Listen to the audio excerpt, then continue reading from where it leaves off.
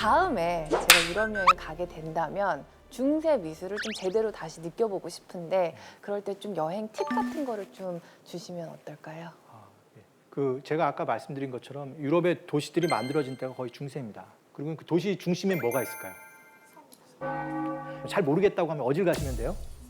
가장 맛있는 곳은 어디에 있을까요? 네, 가장 값싸고 좋은 숙소는 어디에 있을까요? 근데 문제가 있습니다.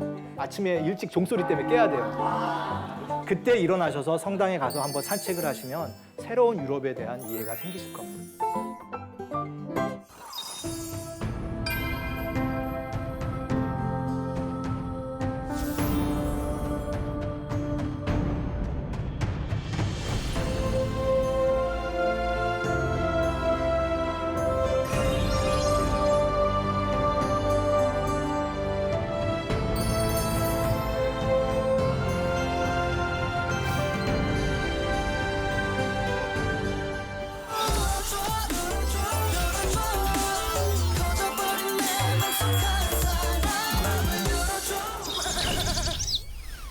고딕 미술 하면 어떤 것이 좀 떠오르십니까?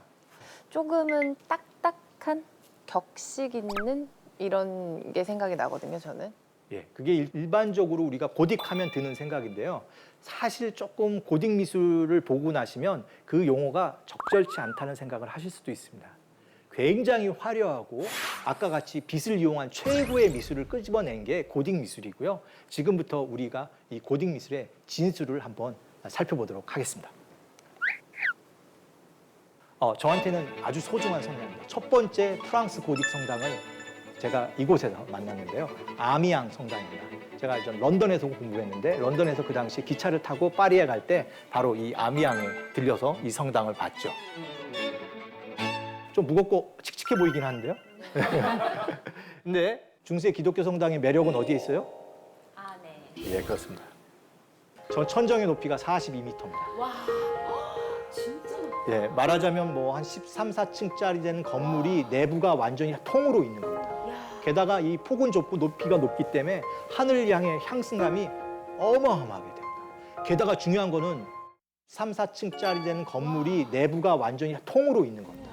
게다가 이 폭은 좁고 높이가 높기 때문에 하늘을 향해 향승감이 어마어마하게 됩니다. 게다가 중요한 거는 천장이 더 밝죠. 하늘에 닿아 있는 천장 쪽으로 창이 다 열려 있습니다. 살펴보시면 여기에서 보이는 이러한 기둥이나 이런 것들이 다 돌입니다. 그리고 이 돌들이 실질적으로 저런 뼈대처럼 힘을 받고 있는데요. 이게 철골 기둥으로 만든 게 아니라 돌로 다 만들고 기둥이 힘을 실제로 받고 있고 그 나머지 부분, 빈 공간은 다 뭐로 만들었어요? 창으로 채웠습니다. 그리고 어디로 갈수록 창이 커져요?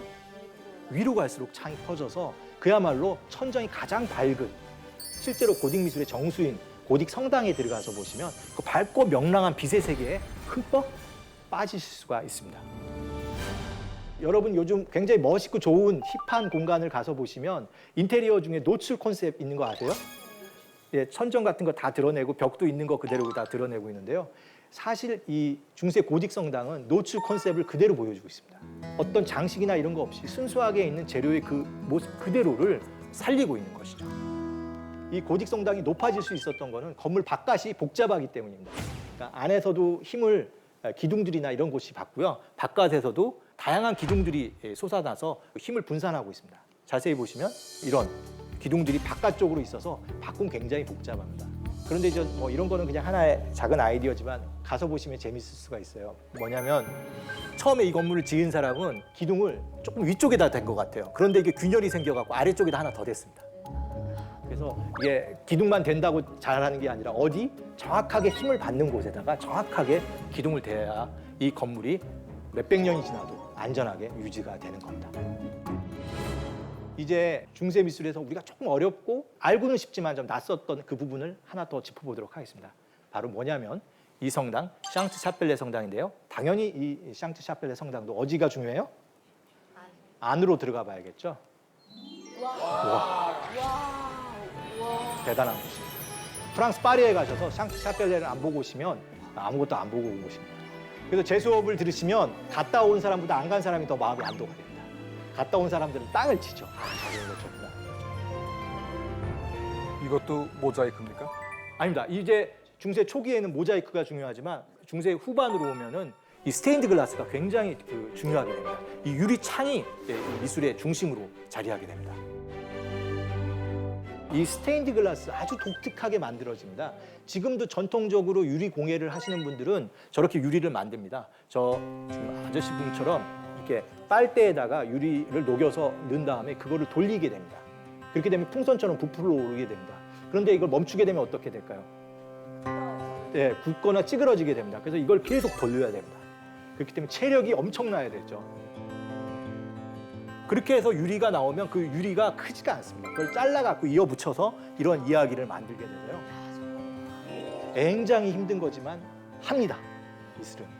혹시 성경에 대한 지식이 많다고 생각하시면 한번 가서 성경 지식을 확인해 보세요. 제가 알기로는 1100개가 넘는 성경의 에피소드가 여기에 다 들어가 있습니다.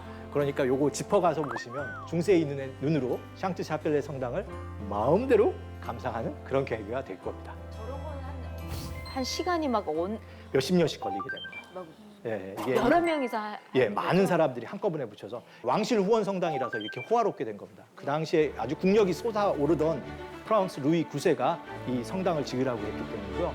이 성당을 지은 이유는 여기에 굉장히 중요한 성물을 안치시키려고 합니다. 우리가 성물하면 잘 익숙하지가 않죠.